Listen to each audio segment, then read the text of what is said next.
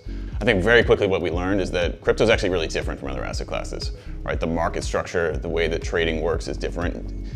Because it comes from retail, you really have to worry about where your assets are. You have to pre-fund your executions on the exchanges.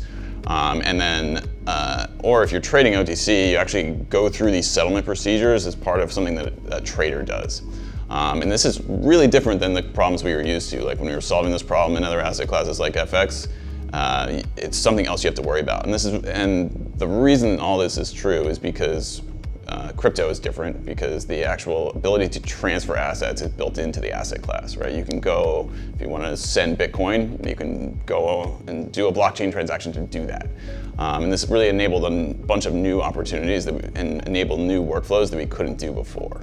We think about almost like having two things to do here, two functions, right?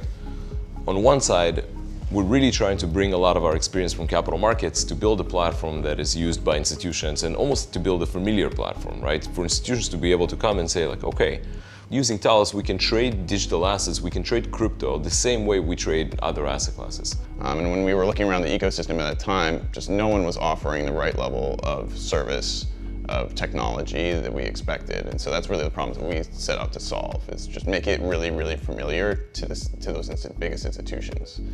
But part of the job, is also to push a little bit more on the innovation side. We kind of call this parity versus innovation. Parity is like, you want to get there and make it super familiar, get to the point where people really feel comfortable and supported in crypto the same way as supported in other asset classes.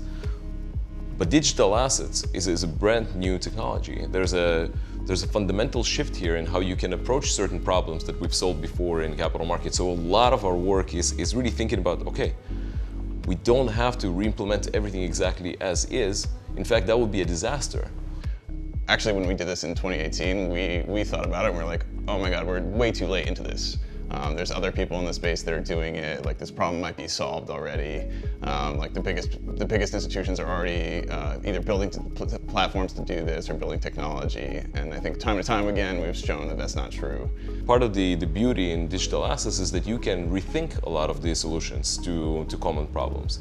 And so our job is to marry those two, to marry the parity and building something that is institutional, that is familiar, that is safe, but at the same time start pushing the envelope more and more and build functionality that is not yet available in capital markets, which is part of the exciting part here.